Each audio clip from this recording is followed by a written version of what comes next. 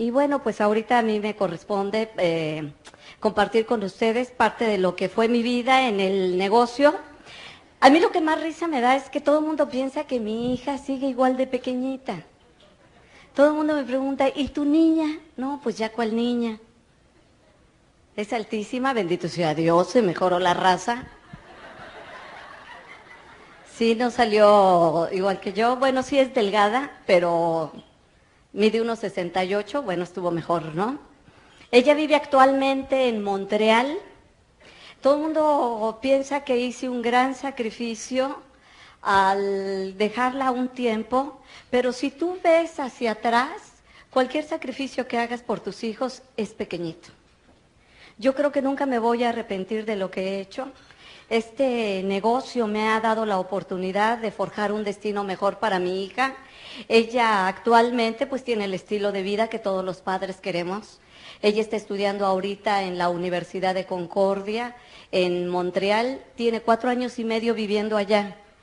Y ella se ha vuelto muy independiente. Me heredó, me duplicó.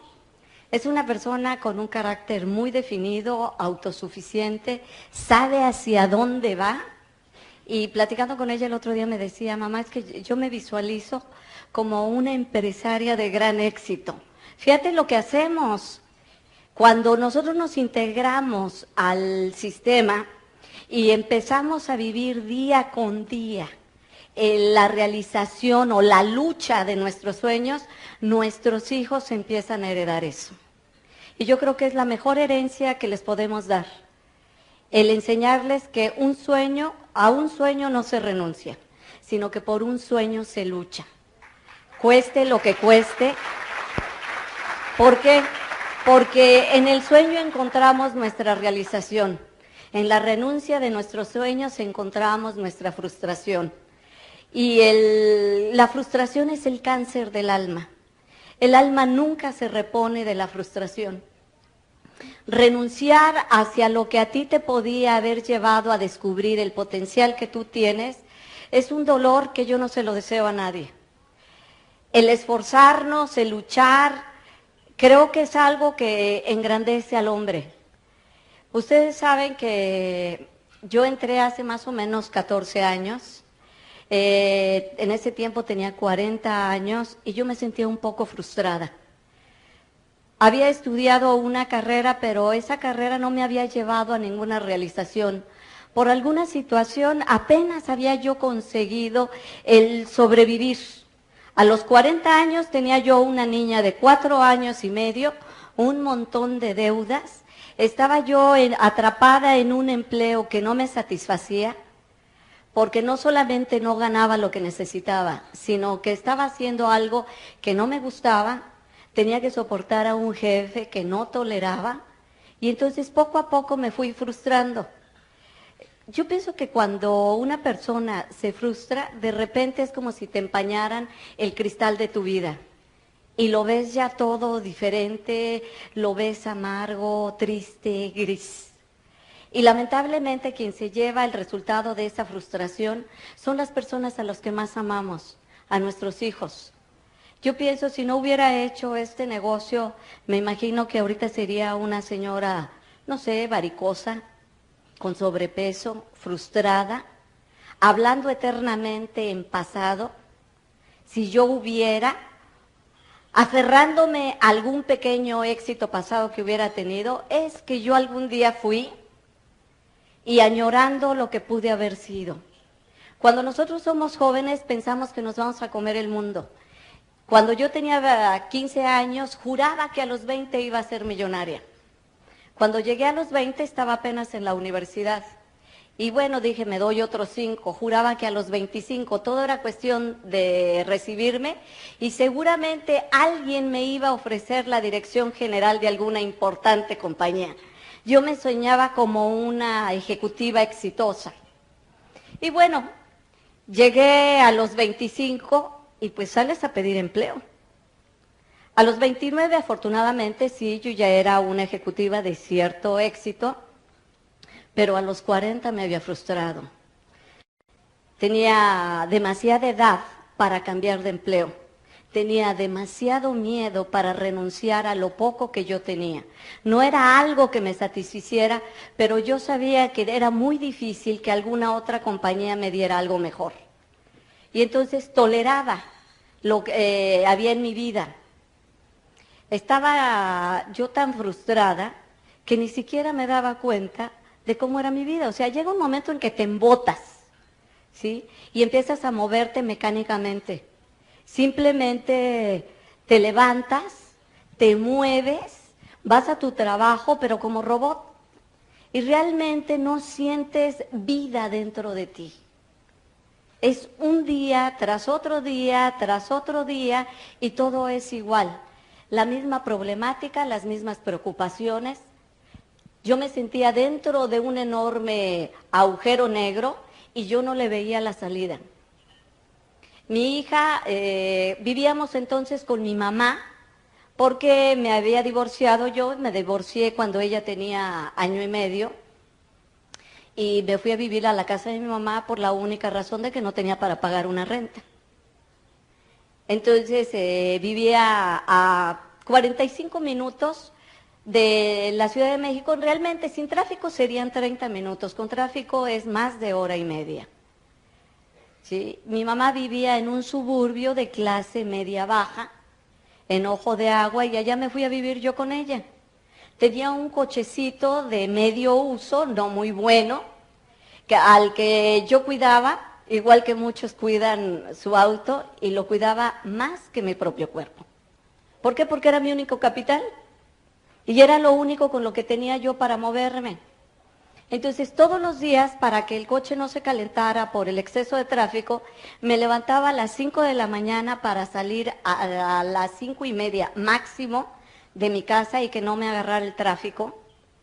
Y todos los días regresaba yo a las 11 de la noche, porque a esa hora tampoco había tráfico de regreso. El problema de tener un cochecito que no es muy bueno es que ustedes saben que si se calienta, pues se puede detener, ¿no? No, hombre, líbrame Dios. Se para y me pongo a llorar sobre un chayote, porque no sé absolutamente nada de mecánica. Aunque en la facultad tomé una materia que se llama máquinas de combustión interna, y que se supone que uno sabe cómo se manejan los motores, de qué se componen y cómo se arreglan, yo no sé cómo la pasé.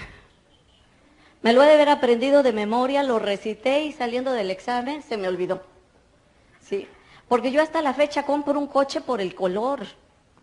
O sea, por la máquina ni la entiendo, pues si prende está bien, ¿no? Y si te combina, pues tú dices, me lo llevo. Así es como las mujeres compramos un automóvil.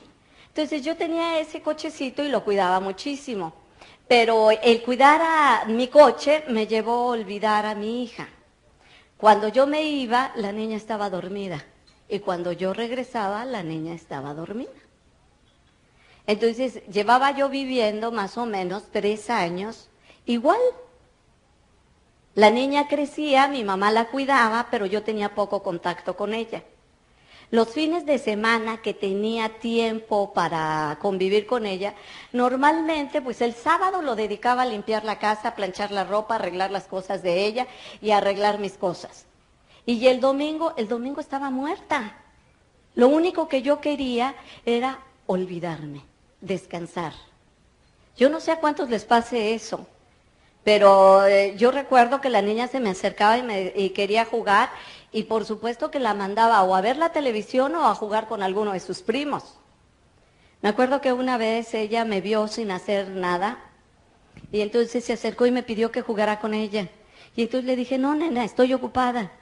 Y con la ingenuidad y el candor de un niño me dijo, pero si no estás haciendo nada, mami. Le dije, ¿cómo no? Estoy pensando. Y realmente estaba pensando, ¿en qué piensa uno? Uno se ensimisma. Fíjate lo que es la palabra, ensimismar. Te metes en ti mismo. Y cuando uno se ensimisma, normalmente entras en ti mismo para practicar algo que nos encanta, la autocompasión. Entonces yo estaba ensimismada pensando en cómo la vida se había portado tan mal conmigo. Yo tenía que trabajar, tenía una hija que cuidar, no tenía un empleo que me satisficiera, no tenía un carro que me sirviera y no tenía ni siquiera una casa mía. Entonces me metía en mí a relamerme las heridas y autocompadecerme. Las personas lo hacemos pues porque no nos han enseñado otra cosa, porque hemos visto que los demás lo hacen. Cuando yo me reunía con alguna de mis amigas, pues hacíamos todas lo mismo. Cada una voltea sobre la mesa su mochila, ¿no es cierto? Y cada una saca su propia porquería. Al final de la reunión de las amigas, no nos damos cuenta de que está revuelta toda la porquería en la mesa. Y cada quien toma los trozos de la otra. Vuelve a llenar su mochila y nos vamos. Y aunque es una palabra muy fea, la voy a decir en francés. Todos nos llevamos la merde de los otros. Porque todos compartimos todos nuestros negativos.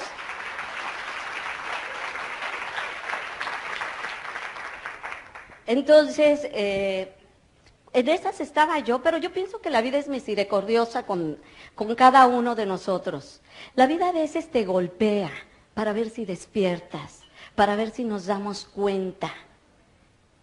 Y en eso estaba cuando un amigo mío me regaló un librito. Era un librito de pequeñas historias.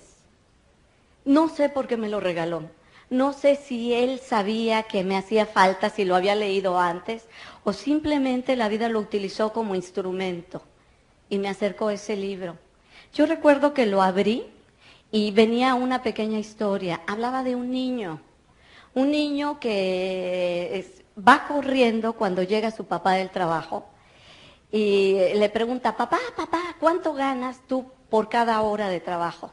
El papá, que viene cansado, le dice cualquier cantidad, $5 la hora, por decir algo, ¿sí? Y entonces el niño se le queda viendo y le dice, papá, ¿me puedes dar 3?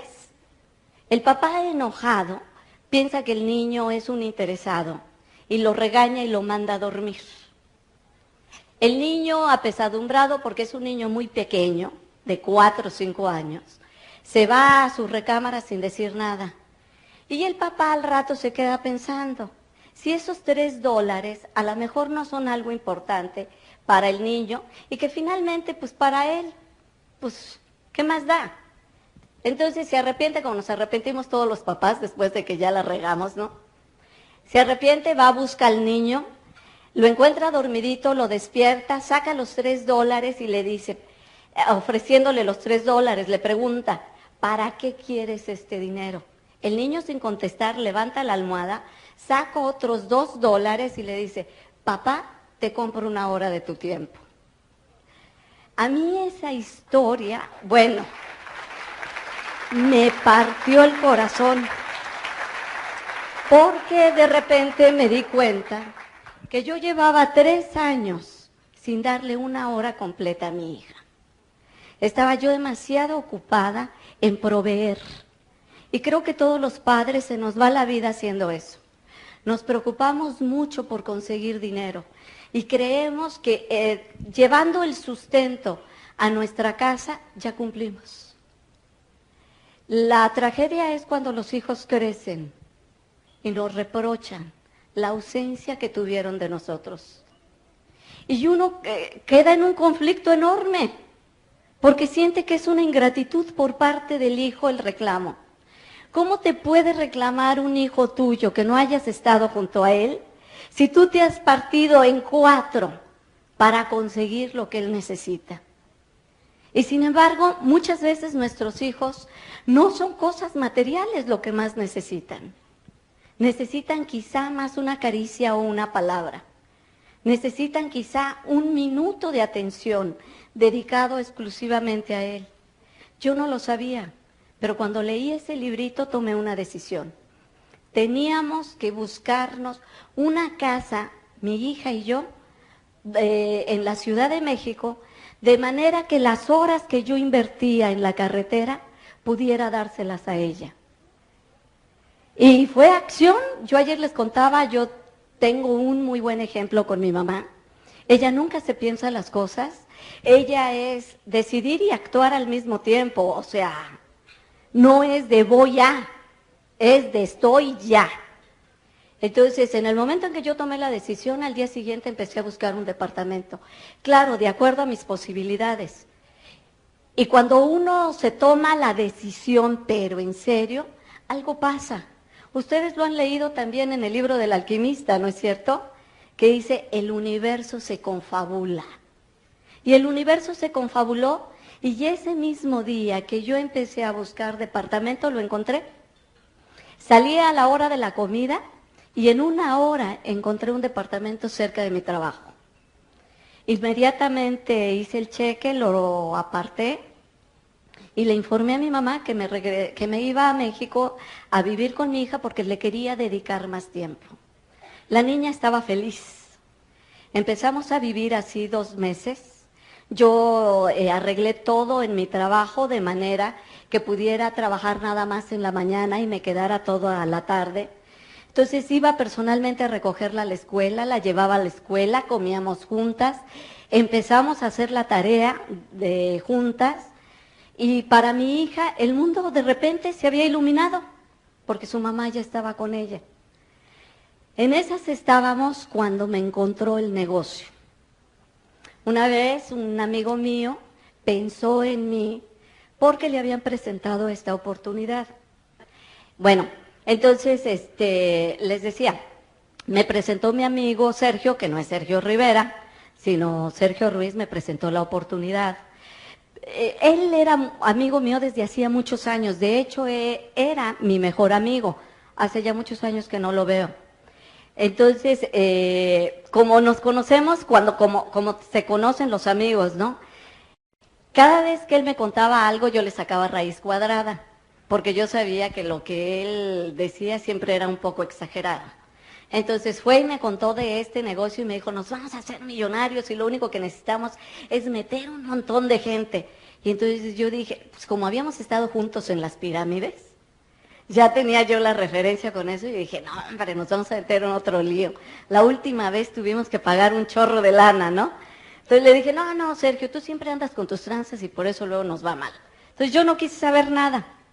Pero él me insistió, y la tercera vez que fue a verme, yo vivía en un departamento en el primer piso que tenía las ventanas de pared a pared y con esas persianistas mini blind. Entonces, obvio, cualquier persona desde la calle podía ver perfecto lo que había en mi casa, ¿no?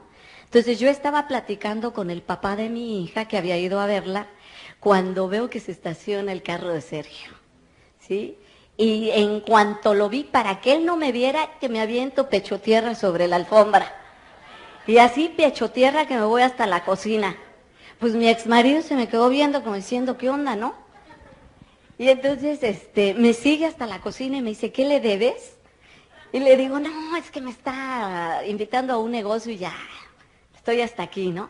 Entonces le digo a la muchacha, ahorita que toque le dices que no estoy, ¿sí? Y entonces me dice mi exmarido, ¿a qué negocio te está invitando? Le digo, yo no sé, yo no le entendí, yo no sé. Y me dice, ese mismo. ¿Sí? Entonces me dice, fíjate que yo no sé exactamente de qué se trata. Mi mujer, porque mi exmarido ya se había vuelto a casar, la invitaron a una reunión y me llevó. Pero yo me salí a fumar unos cigarros, así que ni supe. Pero los productos que usan son excelentes. Le dije, ¿qué hay productos? Y me dijo, sí, ¿qué no te dijo él? No, nomás me dijo que había que meter un montón de gente y yo pensé que era una pirámide. Y me dijo, no, los productos son excelentes. Entonces yo ya motivada porque había productos que alcanzo a la muchacha y le digo, bájate por él y dile que siempre sí estoy. ¿Sí? Entonces ya bajó, Sergio ya subió. Y entonces, pero él ya llevaba otra estrategia. Ya había hablado con el directo de su red. Y entonces me dijo, mira, yo no te vengo a decir ya que entres al negocio. Lo único que quiero es que me acompañes para que me digas si esto funciona o no funciona. Porque como tú sabes de mercadotecnia, yo quiero saber si le invierto tiempo o no le invierto. Entonces le digo, pues pídete la información, tráemela, yo la estudio y te cuento.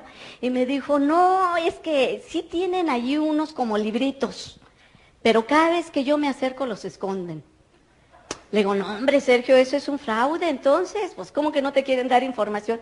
Sí, yo no sé qué pasa, cada vez que yo me acerco, pum, guardan lo que tienen. Y entonces me dio mucho coraje, ¿no? Entonces le dije, ok, ven por mí. Pero fíjate, ¿cómo iba yo? Yo tenía la costumbre de dormirme con pants. Esas eran mis pijamas. ¿Por qué? Porque cuando te levantan nunca saben si te acabas de levantar o vienes de correr, ¿no? Y entonces, me puse yo mi pijama, tenía un pants y me puse un suéter largote para que se medio ocultara, ¿sí? Y así me fui con esas fachas al Open. Yo sé ni cómo nos dejaron entrar, ¿sí? Me fui con esas fachas y entonces ya alguien presentó el plan, pero yo le había dicho a Sergio, 1 hora, porque él me dijo, le dije, ¿cuánto tarda? Y me dijo, 1 hora. Ok, llegamos a las 8, a las 9 yo me salgo. Y que se extiende el que está presentando el plan. A las 9 yo vi, hora de irse, vámonos. Entonces, Sergio me dejó ir. Yo dije, me tengo que regresar en camión, ¿no? Pero la directo de él me alcanzó y me llevó el portafolio con toda la información que venía en el kit.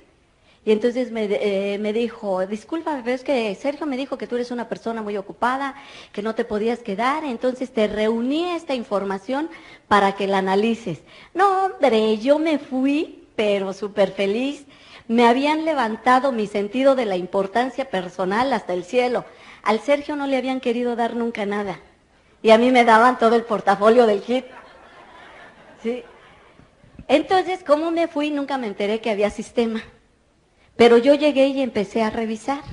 A mí me interesó lo que escuché, pero no lo comprendí todo totalmente. A mí lo que me intrigaba era de dónde salía el dinero. Yo nada más quería tener claro de dónde salía el dinero. ¿Por qué quería tener claro eso? Porque yo no quería meterme en un negocio fraudulento que se pareciera a las pirámides. Entonces yo revisé todos los libritos, pero pues ni le entendí. Y entonces, me acuerdo, una parte de mí, mi corazón me decía que eso era bueno, pero mi mente me decía, ¿y si te vuelves a embrollar en otro rollo? Entonces yo me acuerdo que yo le pedí a Dios, yo no sé ustedes, yo soy sumamente creyente. Cuando yo no puedo solucionar algo, le pido a Dios que me eche la mano. Y entonces, y que me ilumine las neuronas que sirven, pues para entender, ¿no?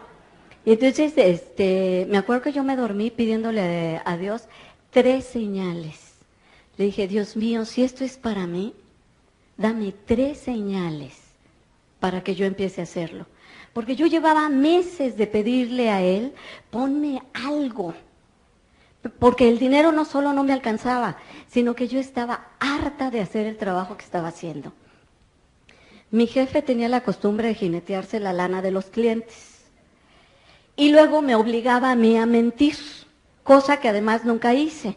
Entonces venía siempre el pleito y el reclamo. Él me decía, no, es que no te pones la camiseta, que no sé qué más. No, pues si ponerse la camiseta era mentirle a un cliente de, ya me mandaron a hacer mis muebles. Y yo, pues la verdad le decía, no hombre, para nada. Y entonces, ya sabes, pues le hablaban a él y se lo ponían, ¿no? Y yo le había pedido a Dios, Dios mío, ponme algo, ponme algo.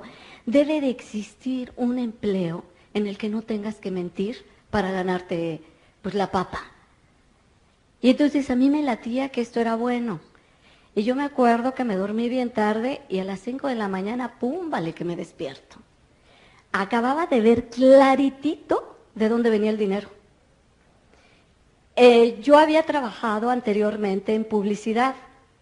Había sido directora de ventas de una de las, directora de proyectos especiales de una de las agencias más importantes de México. Y yo sabía que las compañías dedican cuando menos 30% del total de sus utilidades a reinvertir en publicidad y distribución. Entonces de repente lo vi, claro, ellos nos pagan porque nosotros somos los publicistas y los distribuidores. Cuando entendí eso, no, hombre, que me vuelvo a poner mi suéterzote y que me salgo, porque yo no tenía teléfono en mi casa. y que me voy a buscar a Sergio, le hablé por teléfono, y que le digo, Sergio, ya entendí de dónde sale el dinero. Y Arre me dice, ¿todavía estás revisando todo? No, pero ya lo entendí. Y entonces él me dice, ok, ¿qué te parece si lo hablamos a las 10 de la mañana? Pues es que yo estaba tan nerviosa que a mí ni me importó salir a esa hora a buscar un teléfono y despertar pues al que me había invitado, ¿no? Entonces, yo tenía que hacer un viaje a Estados Unidos. Tenía que ir a Oregon precisamente por cuestiones de trabajo.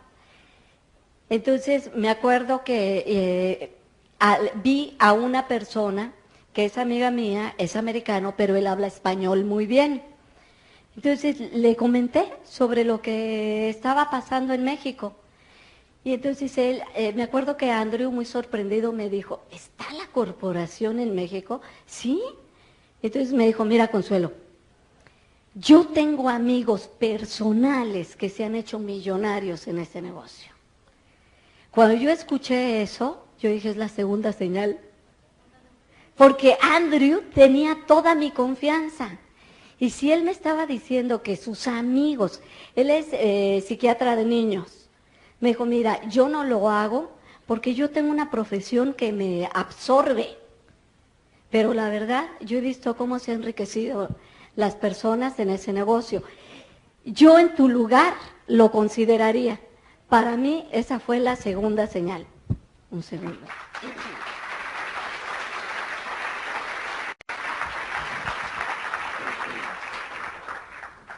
Y bueno, pues ya con esa perspectiva, pues que le hablo a Sergio, regresé, y que le hablo rapidísimo.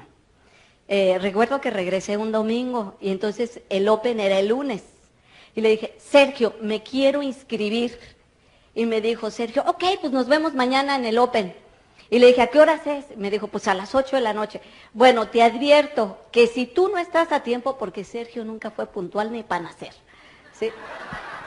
Entonces le dije, te advierto que si tú no estás a tiempo, yo me inscribo con el primero que encuentre. No, hombre, la primera vez que veo que el Sergio llega antes que yo. Yo iba llegando y Sergio allí en la puerta viendo a ver de qué lado llegaba yo con su cajita aquí abajo, ¿no?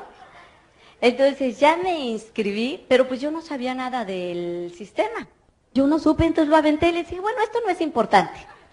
Lo verdaderamente importante es por qué lo vamos a hacer. Y yo estaba tan entusiasmada que de lo único que les hablé a esas 13 personas fue de mi sueño. Y los contagié porque a través de mi sueño ellos vieron el suyo. Y en ese momento, de las 13, todos quisieron inscribirse. Entonces yo les dije, ok, pues me van dejando dicho porque si no se me olvida. Tienen que pagarme el kit ahorita para que yo se los entregue mañana. Y entonces, pues unos traían, otros no traían, que para mañana, que no sé qué más. Y al día siguiente yo hice repartidera de kits. Y entonces le hablé a Sergio y le empecé a informar. Afortunadamente, él, que sí tenía contacto con su directo, le empezó a contar pues que yo ya andaba desatada. Y que andaba dando planes y inscribiendo. Y entonces el directo pues dijo, pues qué bueno, pero vamos a enseñarle, ¿no? Entonces que me habla mi trabajo. Y me acuerdo que me dijo, señora fulana de tal, sí, ay, bueno, pues mucho gusto.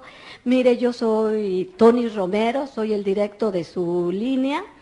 No me conoce, pero me pongo a sus órdenes, que no sé qué tanto, sé que usted tiene una reunión hoy. Me gustaría apoyarla. Y yo dije, ¿y este quién es? ¿Y de cuánto acá tanta amabilidad, no? Entonces yo le desconfié porque yo pensé que me quería robar a las personas. Y entonces que le doy la dirección y la hora mal. ¿Sí? Y me lo libré. Entonces yo fui, hice mis reuniones, estaba entregando los kits y que lo veo aparecer. Entonces él se fue, se puso enfrente del pizarrón y dijo, buenas noches, yo soy fulano de tal, soy el directo de la señora y estoy aquí por una amable invitación de ella. Sí. Y entonces dijo, y me invitó para aclararles, para comentarles unas cuantas cositas. Y que se arranca hablando del sistema. Y entonces, como yo no tenía idea de eso, le digo, espérate. Nosotros entramos a un negocio de venta de productos. Si tú quieres vender tus cassettes, hazlo en otro lado. ¿Sí? Porque yo pensé que era negocito de él. Y entonces él se me quedaba viendo como diciendo, Dios proteja la ignorancia, ¿no? Y empezamos a discutir delante de las 13 personas y todos nomás viendo. Entonces al final, él me dijo, yo no puedo creer que exista una persona tan humilde que no pueda enseñarle a otro, ni tan soberbia que no acepte aprender de otros. Y yo dije, la torre, ¿sí? Me está poniendo en evidencia con los que yo conozco. Yo dije, la humilde Consuelo, no, pues. Entonces le dije, bueno, vamos a hacer una cosa. Yo te voy a comprar tus casetitos, los voy a escuchar, y si yo considero que son buenos, yo se los doy a mi grupo. Entonces él movió la cabeza y me dijo, está bien. Entonces me dio el six-pack, porque eran 6 cassettes que amarraban con una liga. Ese era nuestro sistema. Entonces me lo da y yo empecé a escucharlos en mi casa. El primero era de un cubano que a mí me pareció que era Nananina y Tres Patines. Yo dije, ¿qué hacen Nananina y Tres Patines aquí, no? Finalmente no me gustó y lo quité. Y luego el segundo era Nananina y Tres Patines 2. Y entonces yo dije, no, pues si así están todos, espérate, yo no quiero. Por fin dije, el último que escucho. El último me salvó la vida. Era un puertorriqueño que le entendía yo ya más. Porque a los otros 2 cubanos que no hablaban bien español, yo no les entendía. Al puertorriqueño le entendí muy bien, pero sobre todo porque él sí hablaba con sabiduría. Él tenía como cierta profundidad que se identificaba conmigo. Él empezó a hablar de que tenía 13 coches, de que tenía una casa, de que había estudiado hasta la secundaria y que solo por hacer todo lo que le habían dicho como receta de cocina, en un año había llegado a Perla y había ganado tal cantidad de dinero. Dije, no hombre, este sí habla bonito, lo volví a poner. Y entonces él mandaba un reto. Él decía, haz el negocio por un año, pero hazlo igualito, igualito, igualito a como te dice tu línea de auspicio, sin cambiar nada. Si en un año no te resulta, déjalo. Pero si te resulta, continúa hasta diamante. Entonces yo tomé el reto de Iván Morales.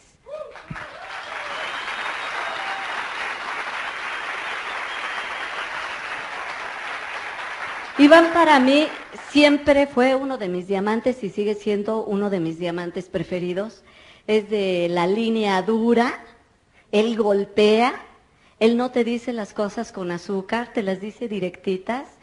Y fue uno de los diamantes más exitosos en este negocio, de los que más dinero ha ganado. Y gracias a él yo me integré al sistema. Le pedí a Tony, dales cassettes a todos, pero quítales los de Nananina y Tres Patines. Sí, me decía, no, Consuelo, porque los cassettes que a ti no te gustan, a otro lo van a motivar. ¿Sí? A ti estos no te gustaron, pero hay muchas personas que han entrado por esos cassettes. Entonces les dio el six-pack completo y yo empecé a hacer el negocio tal cual me lo decía el sistema, tal cual Tony me iba dirigiendo. Tony me convenció a ir a mi primer seminario, lo cual le doy las muchas gracias.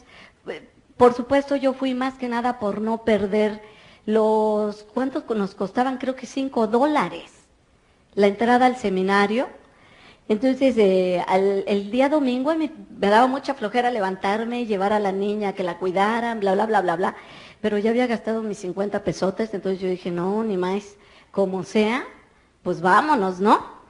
Entonces fui al seminario y la pareja que dio el seminario fue tan buena que logró convencerme ir a la convención.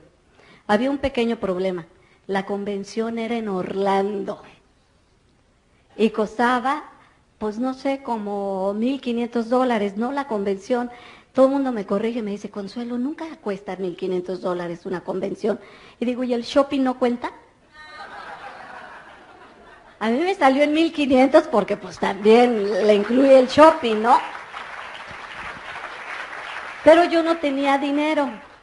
Entonces, mi héroe, Iván, decía que había vendido su coche para ir a una convención. Pregúntame qué hice.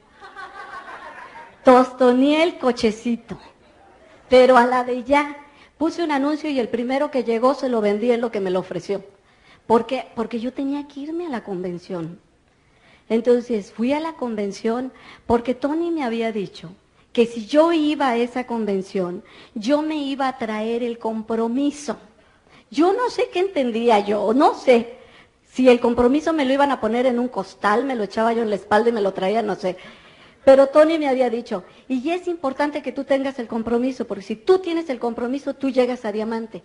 Yo no entendía qué era eso de llegar a diamante, pero lo que entendía era que era mucho dinero. Yo me acuerdo que le pregunté, Tony, ¿cuánto gana un diamante? Y me decía, mira, lo menos que ofrece la compañía son $100,000 al año. ¡Guau! Para mí eso era todo el dinero del mundo.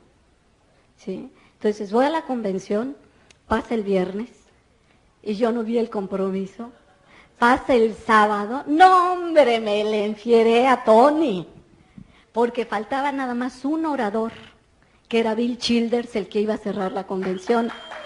Un aplauso para nuestro offline.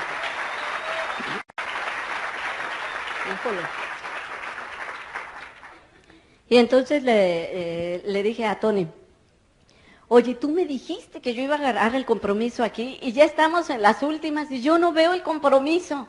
Yo no sé lo que hizo Tony, pero logró sentarnos en una mesa de diamantes a la única persona que me había invitado a la convención, digo, que se había ido de mi grupo a la convención.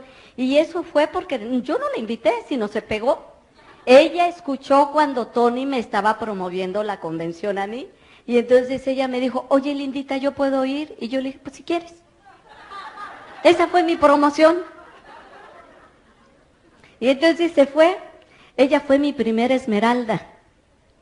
Por eso es que nunca hay que perder la oportunidad de llevar a las personas a las convenciones. Porque ahí es donde se hornean. Todos somos una promesa. Pero en una convención la promesa puede cambiar a una certeza. En una convención muchas personas vamos a encontrar la razón o el valor o la fuerza o la energía o la inspiración, como tú le quieras llamar, para hacer este negocio, para hacerlo hasta sus últimas consecuencias. Entonces regresamos nos sentaron en la mesa de diamantes y yo no sé qué pasó. Estábamos escuchando la traducción por Walkman. ¿Sí? Y el mío se descompuso. Entonces me aventé a Childers a capela. O sea, por un lado yo no sé hablar inglés y mi Walkman no servía. Entonces yo veía que Childers hablaba y hablaba. Childers no es una persona que se dirija a todos, sino más bien escoge como que los que tiene enfrente. Y tiene una energía muy especial. Entonces mientras él hablaba, yo me sentí entusiasmada y de repente él hace algo que, claro, para mí fue el mejor argumento. Saca del bolsillo $10,000. Y yo le decía a Marta, Marta, ¿qué dice? ¿Qué dice? Y me dice que eso es la cantidad que él trae para sus gastos menores. Y yo, wow, $10,000, yo no había pagado la renta. Ya había vendido mi coche. Y este trae $10,000 en el bolsillo para sus gastos menores. No, hombre, eso fue el paroxismo de la inspiración para mí. De repente me levanto, me trepo en una mesa y empiezo a gritar como loca. Algún día, y en español, yo voy a ser diamante y voy a estar en ese escenario. Entonces Childers se voltea y pregunta, ¿qué dice?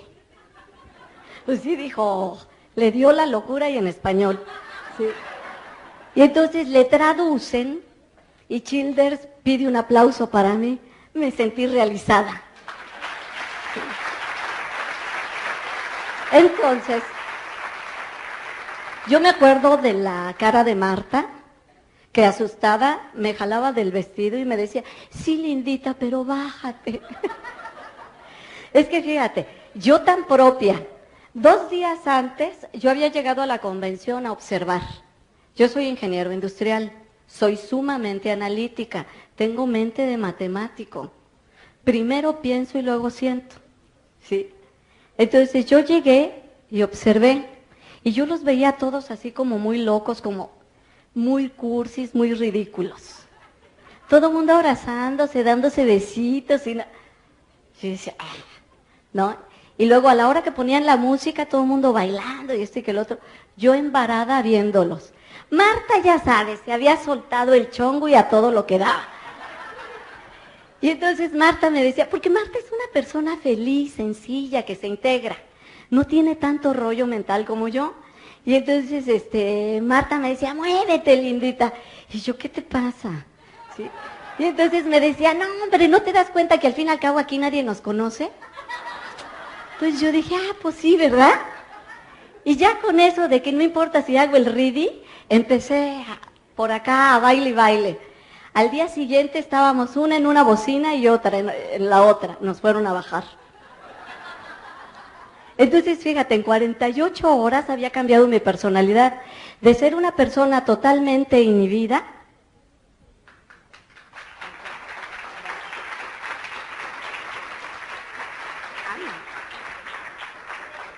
equinacia, ¿verdad?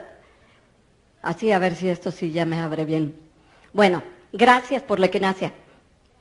De ser una persona totalmente inhibida, al día siguiente ya andaba yo dirigiendo el baile.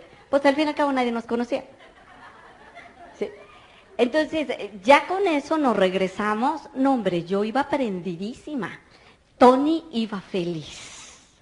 ¿Por qué? Porque yo había tomado el compromiso. Yo había decidido en esa convención que yo llegaba a diamante. E iba a llegar como mi héroe en 24 meses. Lo hice en 22 por el año fiscal, no por mejorar el récord de Iván, ¿sí? Sino porque si no calificaba, pues ya era hasta el otro año, entonces le tuve que tupir. Tomé varias decisiones que no les digo yo que hagan, simplemente yo vi la situación así en mi vida y yo me conozco, yo soy una persona que trabaja muy bien bajo presión, si no tengo presión no me muevo, pero si yo siento la presión, no sé, es como si se hiciera la calma. Yo en los momentos más cruciales, yo no me desespero.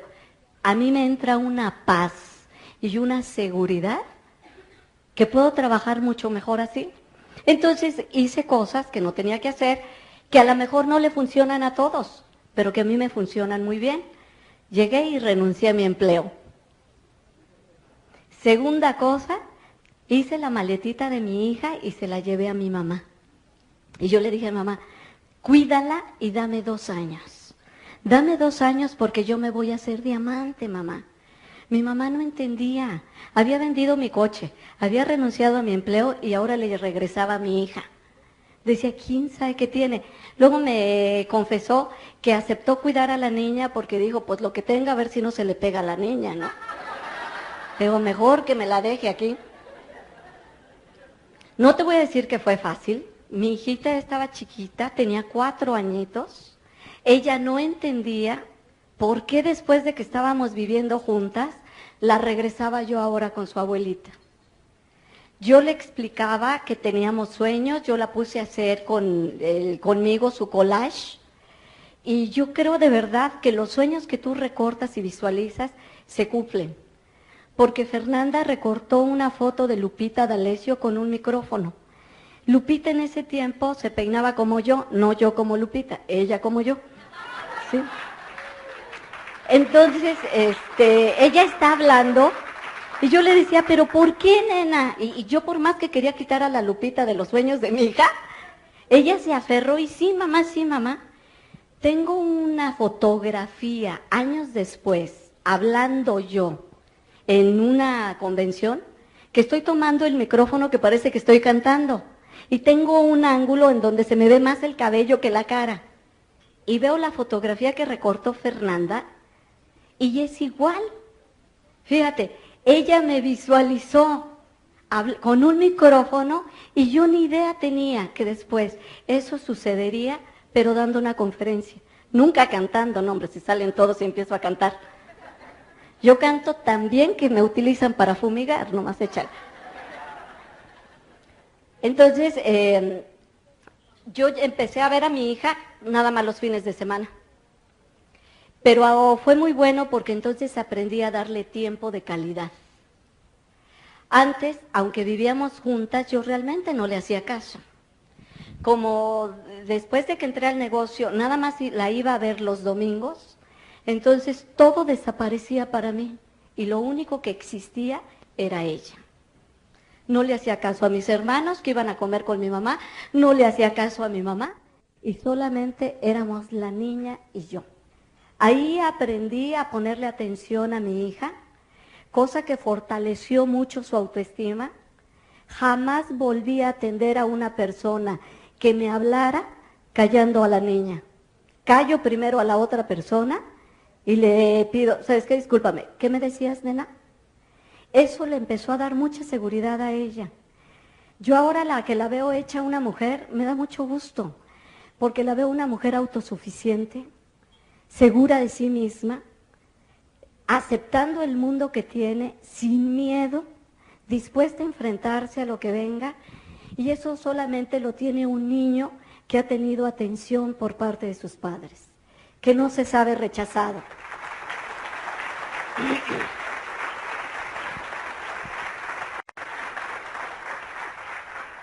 Claro que no fue fácil. Mentiría yo si te dijera que fue sumamente fácil y que no nos dolió a ninguna de las dos. Una de las cosas que más me dolía, por ejemplo, era que ella me preguntara ¿cuándo vamos a volver a vivir juntas, mamá? Mi respuesta siempre fue la misma: cuando tu mamá sea diamante.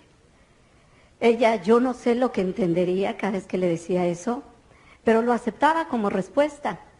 Para ella, el que yo llegara a ser diamante era el momento en que íbamos a volver a estar juntas. Muchas veces la familia nos lastima queriéndonos ayudar. Yo entiendo que es más que nada porque nos quieren, ¿sí? Pero, por ejemplo, yo tengo una hermana que nos lastimó mucho a las dos, porque me quiere mucho y porque tenía miedo de lo que yo estaba haciendo.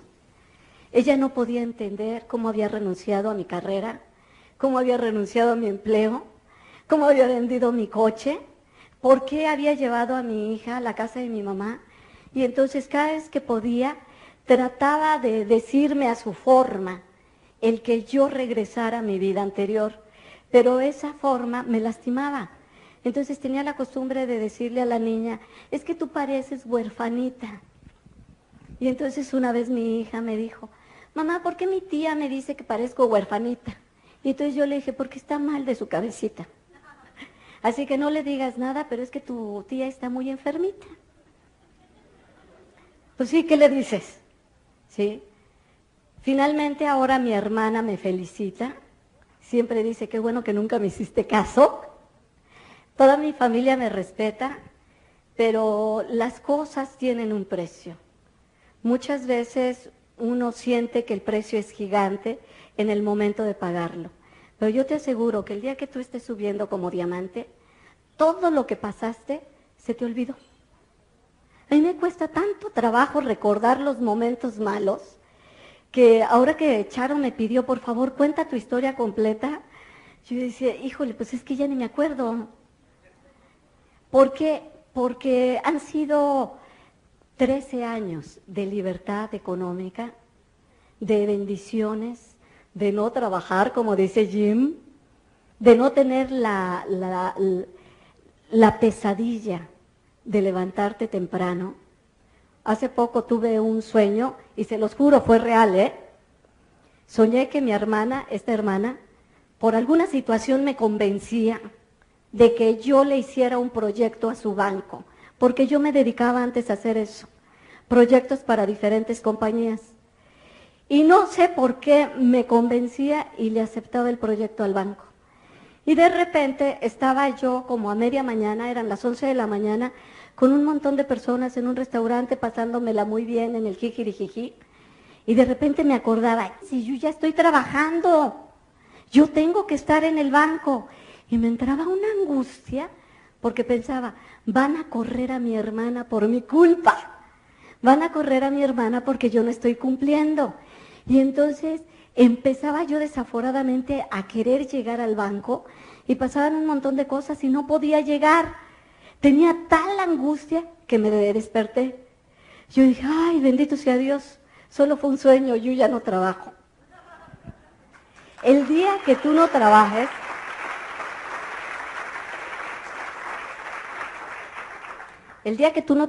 lo vas a ver. Es una bendición no estar dependiendo ya ni de un empleo ni de un sueldo. Cuando yo llegué a Diamante quise darme el mayor de los premios. Así que lo preparé todo para que ese día mi hija y yo volviéramos a vivir juntas. Conseguí una casa como nunca la habíamos tenido, una casa gigante. Se la enseñé antes de que yo la empezara a preparar para que nos mudáramos. Y preparé que el día justo, un día después de que terminara la convención, o sea, el domingo, mi hija y yo íbamos a entrar a esa casa para ya no separarnos. Entonces, mi mamá se trajo a la niña, se trajo sus cositas, pero ella se negó a entrar hasta que yo llegara. Entonces, cuando abrí la puerta de la calle, la vi sentadita en su maletita, en el patio de la casa. No había querido entrar hasta que no llegara su mamá. Y en cuanto me vio, corrió, me abrazó y me dijo, gracias mamá por ser Diamante. Los quiero un montón.